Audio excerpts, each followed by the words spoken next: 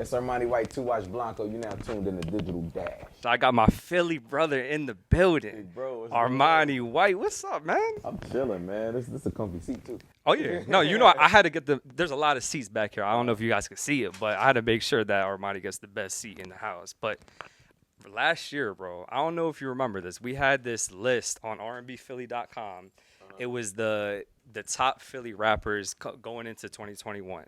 Yeah. We had you ranked at #1. Yes. So we've foreseen this happening. You've seen it. We've been seeing this. Yeah. So first up, we want to congratulate you from the Digital Dash family and the whole digital department. We want to congratulate you on the deal, all the success that has been coming. You're holding Philly down like crazy right now. Yeah. How does it feel? Because life is moving fast right now. Yeah, nah. See, the thing is, you be tapped in. Like, you be tapped in to everything. Cause you told me about the Russ thing. I ain't even. I found out that Russ had co-signed the song on your page. Yeah. So, but nah, it's been great. It's been really great. Like I said, I'd rather be, even when it's hard, it's like I'd rather be working than not working. And so every moment is just a blessing and another opportunity to do something even greater. So rewind for a second. The Russ thing, you found out when I posted it up on TikTok. When you saw Russ posted it, what was your reaction?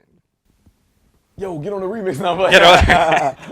When Russ posted it, I was just like, I don't know. I was speechless because it was still moments like that. The thing went viral, the song went viral, but there were still things that needed to be checked, like boxes that needed to be checked to validate that, like, oh no, this is real. This isn't just like you got a quick little viral song. Like, this is a real thing.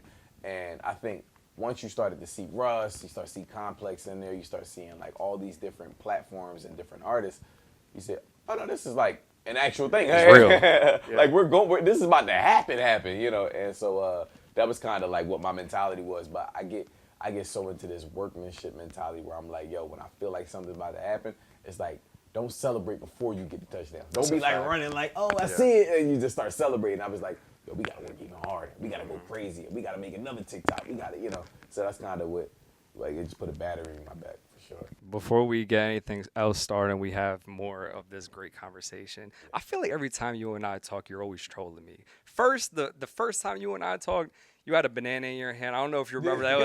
It was a Made in America. I'm like, yo, where you find this banana at, bro? You're like, oh, I stole it from the concession stand. Yeah. Why you gotta have? What's up with these headphones? What are you listening to right now? What are you listening to right now? There's nothing playing out of them joints.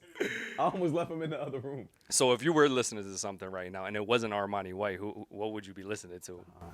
Yo, it's this song. I play it every time on the One Wheel. It's called Millions by Young Thug. It's like, millions, put it in their cast, get in, baby, get millions. That's probably one of my favorite songs right now. If it ain't the favorite, it's like top 3. Millions by Thugger? Millions by Thug is like top 3. Like of right now. Yeah. Of right now, this like what songs am I playing the most?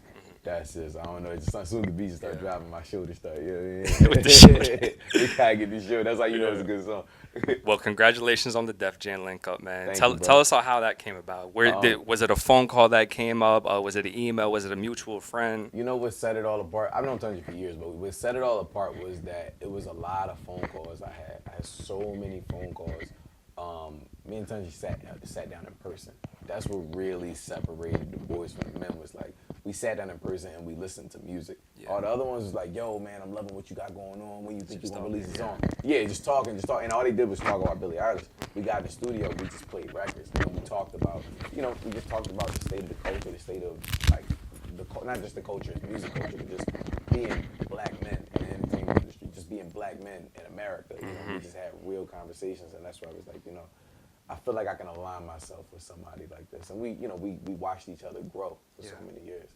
And they probably were tapped into the Philly Bull Diary, because it is layers, bro. It's not just the music. Like, of course, you make great music, but you gotta be top 5 funniest rappers in the game right now. People might not be hip right now, but let them know before because I want to ask you who else would you say is in the top 3 funniest rappers in the game. But before we do that, tell me about the Philly Bull Diary for the people that might not know about it. I was watching the Boondocks one day when Riley wrote that "Dear Santa."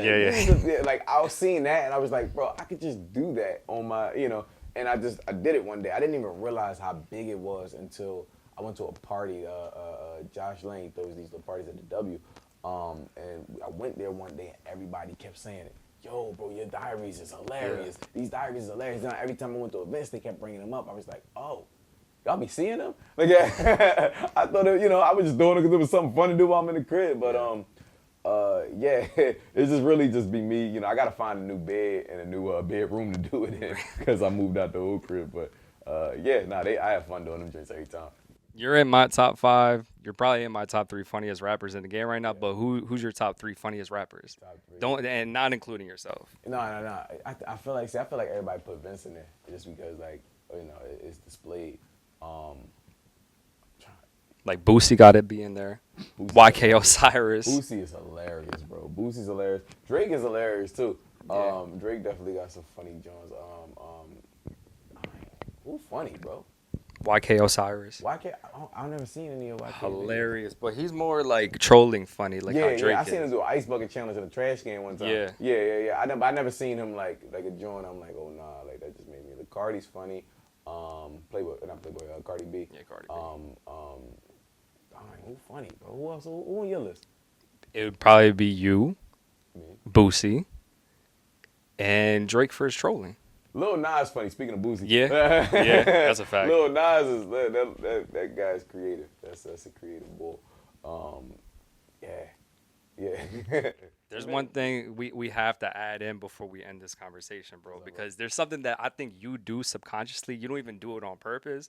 Is your marketing on your TikTok, the way you promote your music without really trying to promote it. You just do things to show your personality, but also sprinkle in the music, right?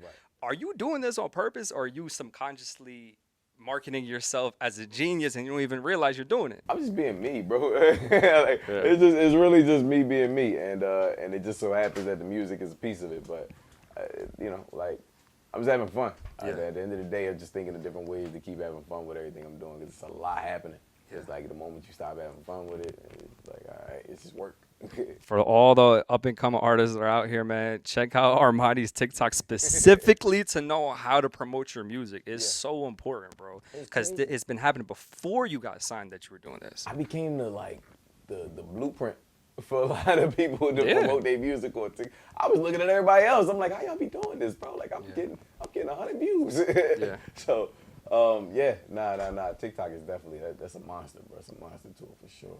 Although Billie Eilish is a great song and I love Billie Eilish, I feel like it's a gift and a curse whenever people blow up on certain songs because Billie Eilish is a great song, but I think Danny Mac is a better representation of Armani White. Would you agree? Yeah, no. Danny Mac is I was just getting it off like I was talking on Danny Mac for sure. And it ain't that many records like Danny Mac that I made out, and I want to make more. You know what I mean? I definitely want to make.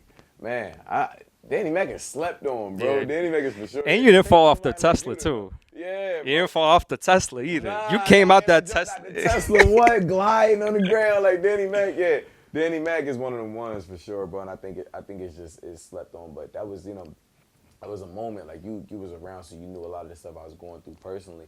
And it was at that moment when I wrote Danny Mac, it felt like everybody had kind of like counted me out. It just felt like the world kind of counted me out, like even in a personal level. So a record like Danny Mac was just me kind of like standing back on my own 2 feet and like showing like nah, I'm still I'm still me, I'm still doing it, and I'm still I still talk like that. So yeah, Danny Mac is for sure one of them ones.